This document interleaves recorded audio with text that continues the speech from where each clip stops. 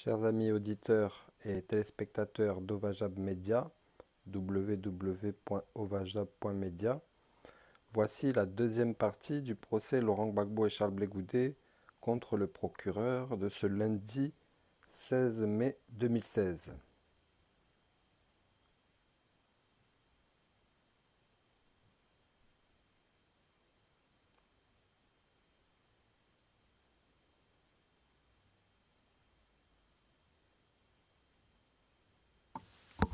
Mr. President, we are in open. Greffier d'audience, Monsieur le Président, nous sommes en audience publique. Le Président, je vous remercie.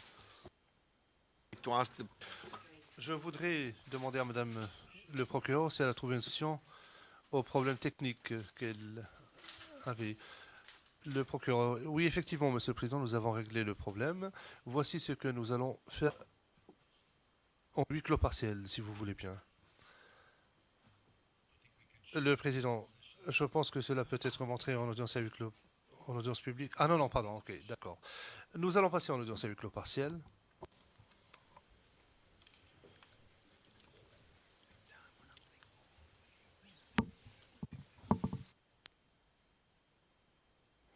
Donc la deuxième partie de ce procès de ce lundi reprend et tout de suite on part en huis clos partiel. Le président a mentionné que la procureure avait un problème technique, ce que nous n'avions pas trop perçu lors de cette première partie. Et a priori elle a trouvé une solution à ce problème technique, mais elle doit lui exposer à huis clos. Donc on revient tout de suite, merci. We are in open session, Mr. Le greffier d'audience, nous sommes en audience publique, Monsieur le Président. Le Président, je vous remercie. Veuillez poursuivre, Madame. Microphone, Madame Biarendikova. Je vous prie de m'excuser. Monsieur le témoin, savez-vous si la personne A été enterrée? Enterrée.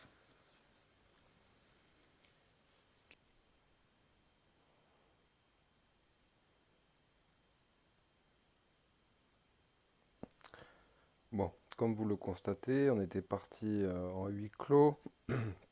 Maintenant, c'est revenu très rapidement après une question de savoir si la personne A, ils vont la nommer comme ça, a été enterrée. Le témoin a répondu que oui, et c'est reparti en coupure.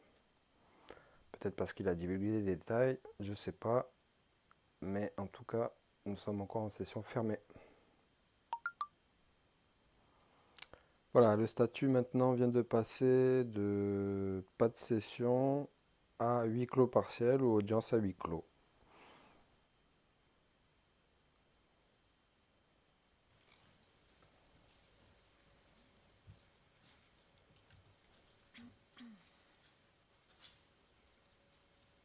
Donc retour en audience publique. We are in open session, Mr. President. Le greffier d'audience, nous sommes en audience publique, Monsieur le Président. Le Président, Madame Massida, allez-y. Monsieur le témoin, dans votre déclaration de témoin, vous faites référence à des cérémonies en mémoire des événements. Qu'est-ce que sont ces cérémonies? C'est nous, en quelques mots, on obligé de faire le 7e jour de la personne, ou bien 40e jour de la personne. On appelle les gens pour venir faire des bénédictions pour la personne.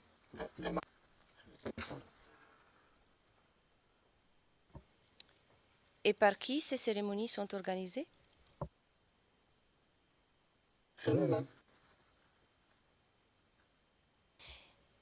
Est-ce que ces cérémonies s'est également déroulées cette année? Cette année, on l'a fait. Cette année, on l'a fait. C'était le 3 mars de cette année, 2016? Oui. Et comment la cérémonie s'est déroulée? Bon, les autres années pédantes, personne ne va pas, personne ne va toucher. C'est nous-mêmes qui organisons. Cette année, le gouvernement nous a envoyé son ministre la cohésion sociale de ces jeunes hameaux de bénédiction.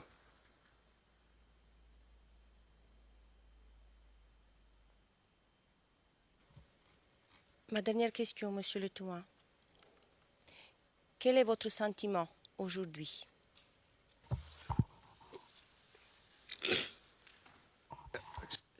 Désolé.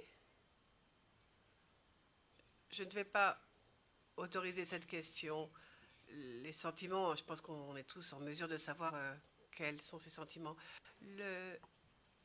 Madame Massida, oui, c'est important quand même pour quelqu'un qui vient témoigner de pouvoir exprimer aussi ses sentiments. C'est important. Le président, oui, mais c'est une déposition, Madame Massida, très bien. Je retire ma question.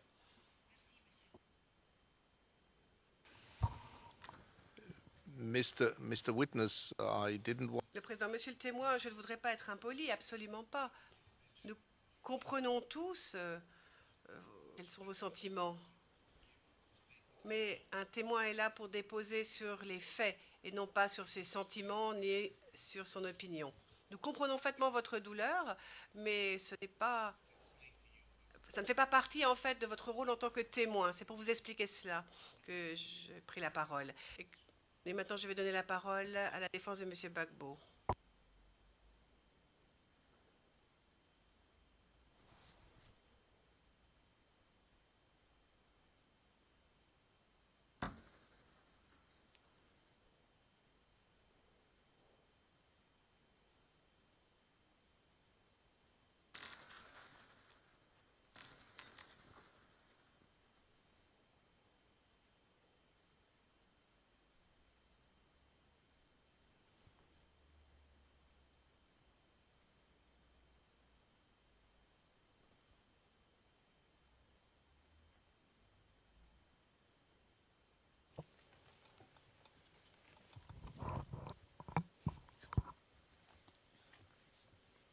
Bonjour Monsieur le témoin.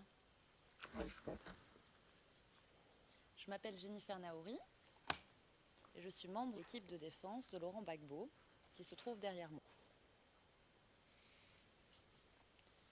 Avant que je ne commence à vous poser des questions sur ce que vous avez vécu, je souhaiterais faire quelques précisions liminaires, des précisions d'introduction. Première précision, je souhaite vous rassurer. Nous n'avons aucune intention de révéler votre identité. Je poserai mes questions de manière la plus précautionneuse possible, et cela sous le contrôle de la Chambre, afin que votre identité ne soit pas révélée.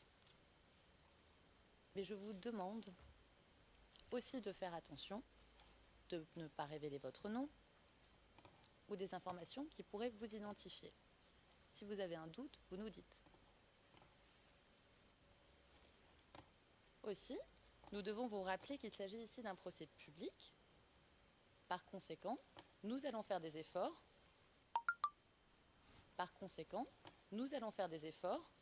Pour que la plupart des questions et réponses soient publiques.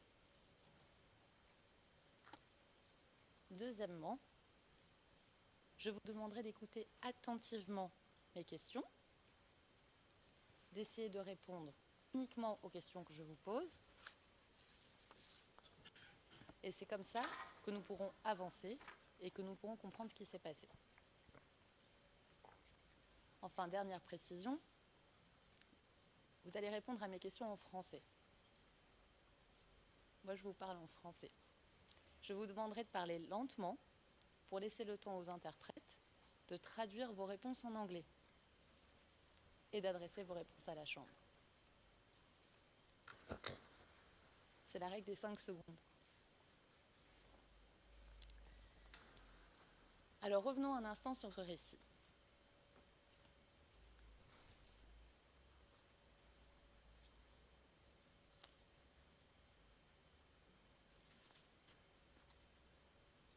Vous nous avez parlé,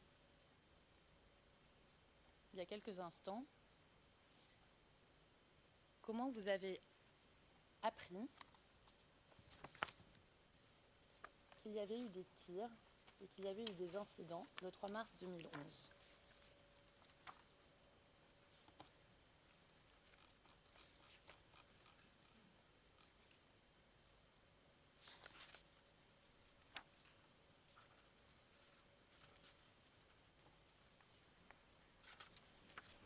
À quel moment, à quelle heure, avez-vous appris qu'on avait tiré sur des femmes? Vers 10 heures. Vous l'avez appris par qui? Dans le quartier, les gens parlaient, les gens parlaient. Et qu'est-ce qu'ils disaient les gens? Ils parlaient, ils disaient quoi information? Qu'est-ce que vous avez appris comme information? Il y a une marche, ils ont tiré sur la femme. C'était les gens parlaient. Et depuis lors, depuis le jour de l'incident du 3 mars, est-ce que vous avez entendu d'autres récits émanant d'autres personnes sur les événements? Non. Donc vous avez appris qu'à 10 heures, l'on aurait tiré sur des femmes. Oui. Et quand vous apprenez cette nouvelle, vous êtes tout de suite inquiété pour la personne A? D'abord,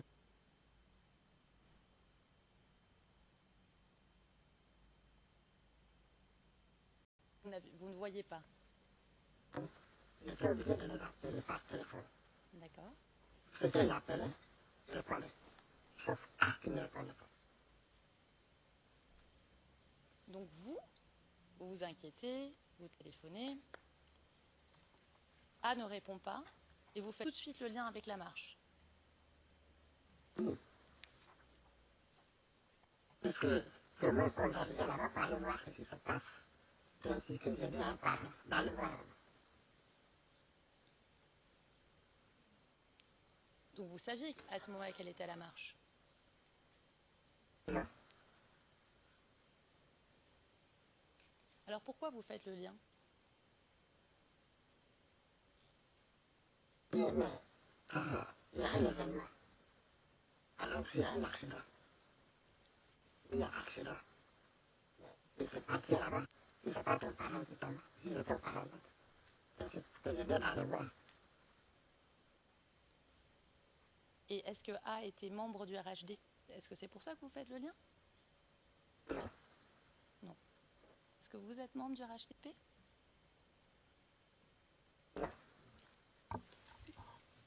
Yes, it's always. Le président, oui, c'est toujours un peu drôle. Je fais des recommandations au début et toutes les parties font exactement la même recommandation. Il faut que ça s'arrête quand même parce que cela nous fait perdre du temps de devoir sans cesse refaire les mêmes recommandations et ce sont les conseils qui ont fait les recommandations qui ne les respectent pas. Ils demandent aux témoins de le faire et ils ne le font pas eux-mêmes.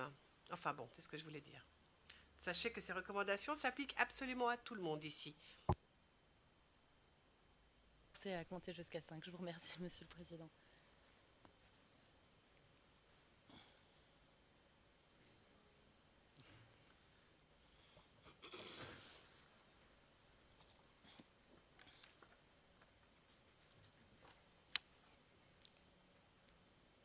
Alors, vous nous avez dit, il y a quelques instants, c'est page 24, ligne 8,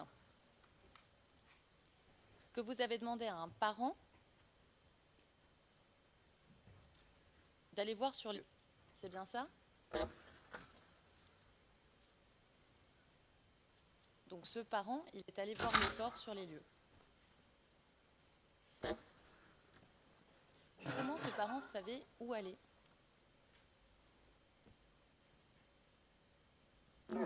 Il a commencé à chercher tout le long de la marche. Il s'est même sorti un point de banco. Il a trouvé un coucher là-bas.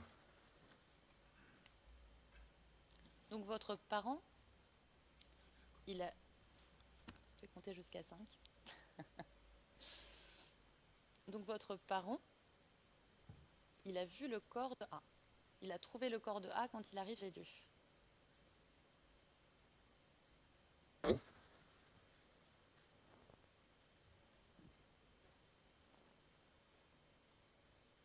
Et vous nous dites qu'il vous en informe. C'est bien ça?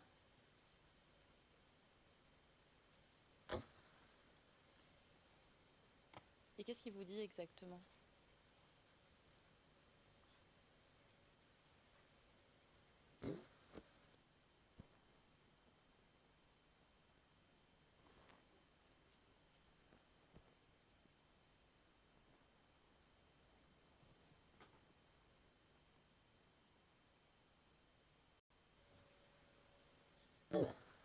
veut dire quoi? La meurtre. Et il dit rien d'autre.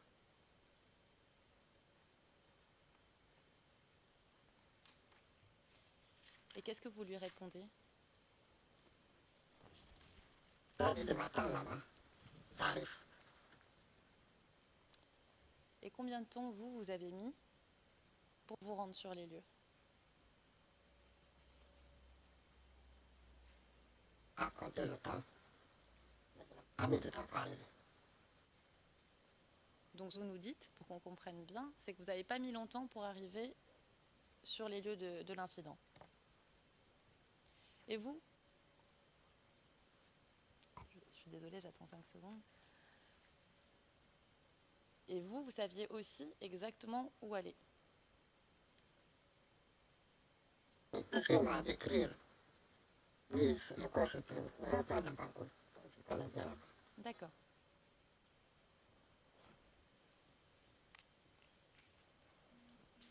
Et votre parent, combien de temps est-il resté auprès du corps de A?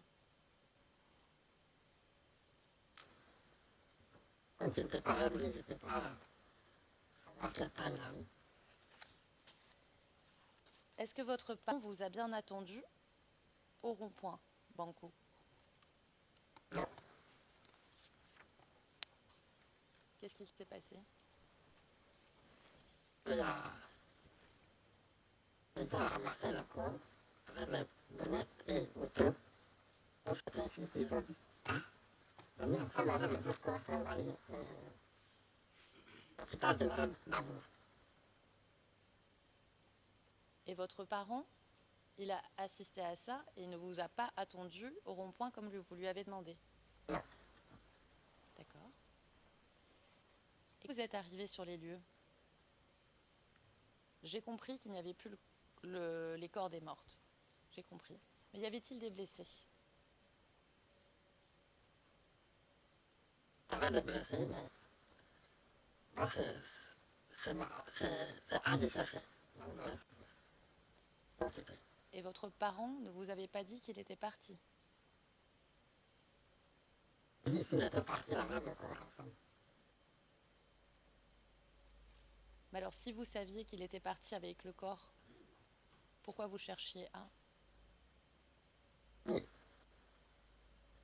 Quand il m'a appelé, avant que j'y arrive, j'ai évacué le corps. Donc, il ne pouvait pas attendre là-bas. Et vous, ça Pardon. Vous ne le saviez pas, ça? Non, non, il m'a plus appelé pour dire que le corps a été évacué à l'hôpital.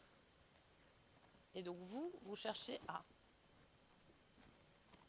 Comment vous faites pour essayer de la trouver?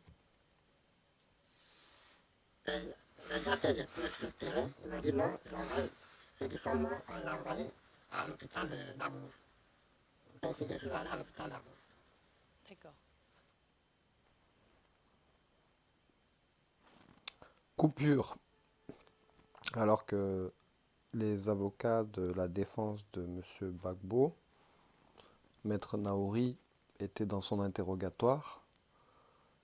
On apprend donc que le témoin, donc, comme on l'a vu tout à l'heure, il connaît la personne A, puisqu'elle est nommée personne A, qu'il y a un parent à lui qui est parti sur les lieux de l'incident, que A est venu les retrouver, mais qu'il n'était plus là puisqu'ils avaient évacué les corps à l'hôpital, je crois, d'Abobo, si j'ai bien entendu. Donc là, recoupure. On va voir si ça revient tout à l'heure. Merci d'être avec Ovajab Media, www.ovajab.media. Donc là, nous sommes passés du statut de pas de retransmission à celui de huis clos partiel ou audience à huis clos. Et où j'allais. Excusez-moi, je m'étais trompé de salle d'audience. J'étais parti sur le Congo. Donc nous sommes toujours en session huis clos partiel. On attend la reprise. We are in open. Greffier Lance, nous sommes en audience publique, Monsieur le Président. Le Président, Madame Naouri.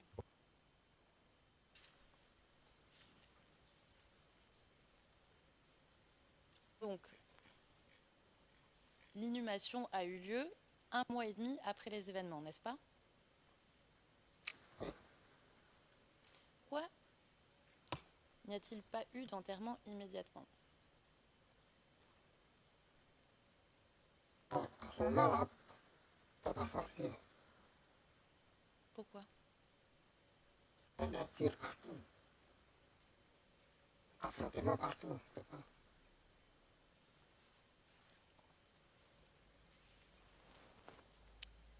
Et c'était des affrontements entre qui et qui?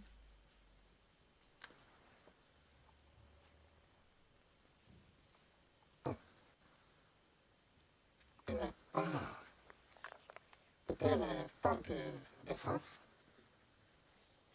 et le groupe et les rebelles qui sont venus.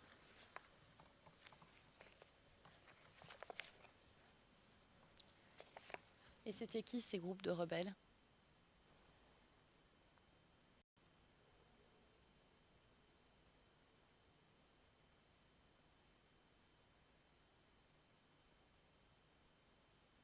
Comment on les appelait? Les forces nouvelles.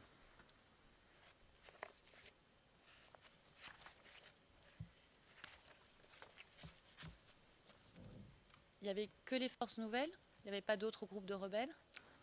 Oui, il y avait les jeunes patriotes qui barraient les quartiers.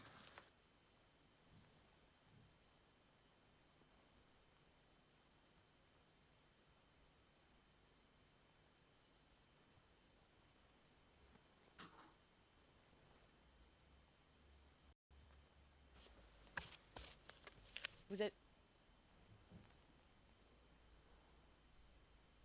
On repart encore en session.